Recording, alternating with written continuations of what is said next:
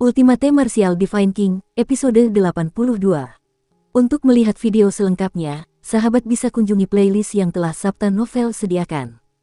Yuk mari, kita berimajinasi bersama dan masuk ke alur ceritanya.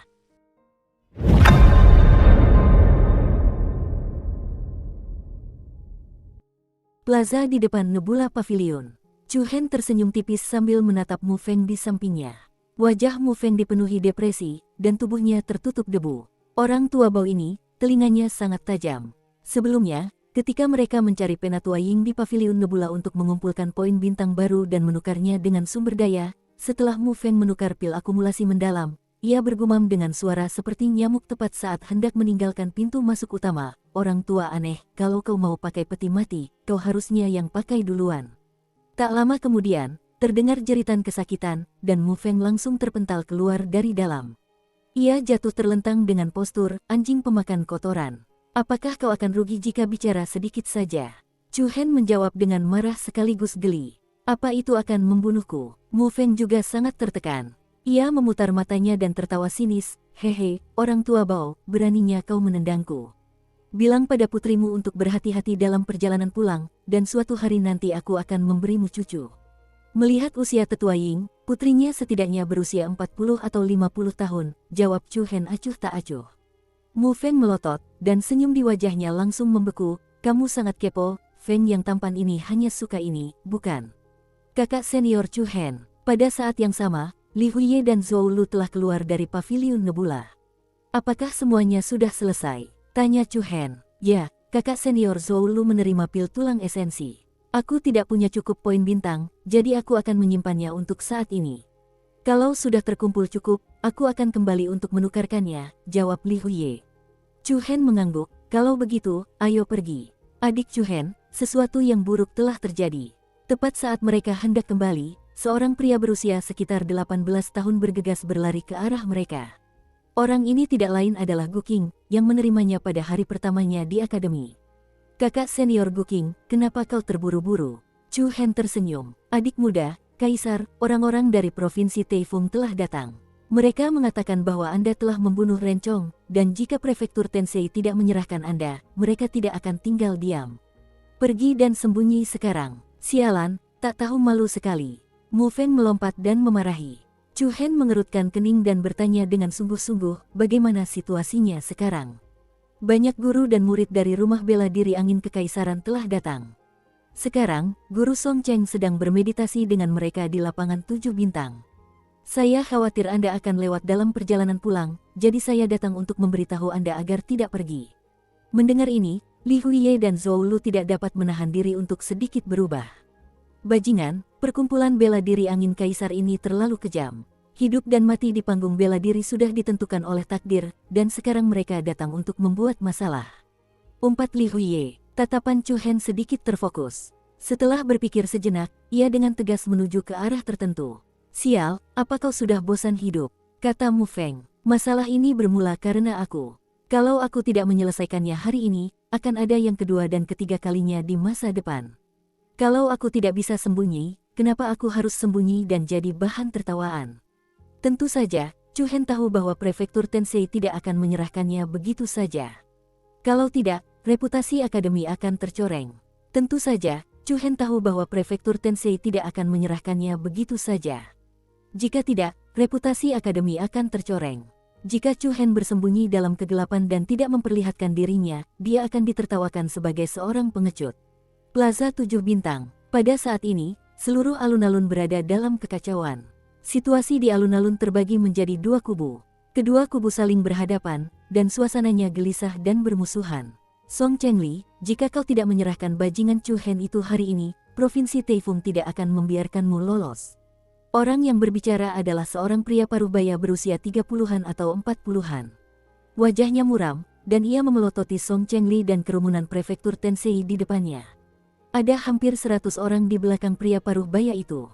Ada lebih dari 10 orang berpakaian seperti guru, dan sisanya adalah siswa dari Provinsi Taifeng. Para siswa juga menunjukkan ekspresi marah. Wajah mereka dipenuhi kebencian dan dendam. Tadi malam, Chu Hen membunuh Raja Pendatang Baru Kaisar Angin, Ren Chong, di depan puluhan ribu orang di kompetisi bintang elit, bagi seluruh rumah bela diri Kaisar Angin, ini bisa dikatakan sebagai rasa malu dan penghinaan yang luar biasa. Si Hui, Provinsi Taifungmu terlalu konyol. Song Chengli maju beberapa langkah. Suaranya yang lantang bagaikan gelombang pasang. Sejak zaman dahulu, hidup dan mati ditentukan oleh takdir. Hari ini, kau membawa begitu banyak orang untuk menimbulkan masalah. Apa kau tidak terlalu meremehkan prefektur Tensei kami? Benar sekali, ini keterlaluan. Ini terlalu menindas. Kami tidak akan pernah menyerahkannya. Banyak guru dan siswa dari prefektur Tensei di belakang Song Chengli menegurnya dengan marah. Wajah pria parubaya bernama Si Hui semakin muram. Ia berkata dengan marah, Song Chengli, kau harus memberiku penjelasan hari ini. Kalau tidak, masalah ini tidak akan berakhir di sini. Sikap Si Hui juga sangat pantang menyerah. Dia adalah salah satu instruktur paling terkemuka di banyak tim rumah bela diri di ibu kota kekaisaran. Alasan utamanya adalah Rencong, yang telah dibunuh oleh Chu Hen, adalah murid langsungnya. Sebagai pendatang baru tahun ini, Rencong tidak hanya berada di level ketiga Natal Opening Realm, tetapi ia juga memiliki Soul Lock Battle Fisik. Si Hui selalu menghargai bakat dan potensi Rencong. Namun siapakah yang mengira bahwa Rencong akan kehilangan nyawanya di arena Star Summit 2 bulan setelah memasuki akademi? Bagaimana mungkin Si Hui tidak marah? Bagaimana mungkin dia tidak marah? Bagaimana mungkin dia tidak marah? Melihat sikap pihak lain hari ini, dia bertekad untuk membuat Song Chengli menyerahkan Chu Hen. Sejujurnya, prefektur Tensei juga murung dan marah. Mereka diintimidasi tepat di depan pintu mereka. Jika ini terjadi di masa lalu, perguruan bela diri elit mana yang berani datang mengetuk pintu mereka dengan kekuatan sebesar itu? Namun saat ini, Provinsi Taifung sama sekali tidak mempedulikan prefektur Tensei. Memikirkannya membuatnya merasa agak tidak berdaya. Chu Hen ada di sini. Tepat ketika suasana antara kedua belah pihak berada dalam kondisi tegang, sebuah seruan memecah kebuntuan saat itu. Tatapan semua orang tertuju pada satu arah. Mereka melihat sosok muda, ramping, dan tampan berjalan ke arah mereka. Di balik penampilannya yang ramah dan mudah didekati itu, ada secercah cahaya tajam yang samar-samar terpancar darinya. Orang ini, dia benar-benar berani datang. Wu Ze berkata dengan dingin dari samping. Meskipun ia juga murid langsung guru Silan, Wu Ze sama sekali tidak terlihat khawatir. Sebaliknya, ia tampak menikmati kemalangan Rencong. Jelaslah bahwa Wu Ze masih memikirkan tentang Chu Hen yang menjatuhkannya dari tiang kayu beberapa hari lalu di Maple Forest Tech. Di sampingnya berdiri He Qingyuan, Liu Yue, Bian Hong, dan beberapa murid langsung guru Silan lainnya. Mungkin dia berani keluar karena tahu guru Song Chengli tidak akan menyerahkannya. Bian Hong tersenyum penuh minat.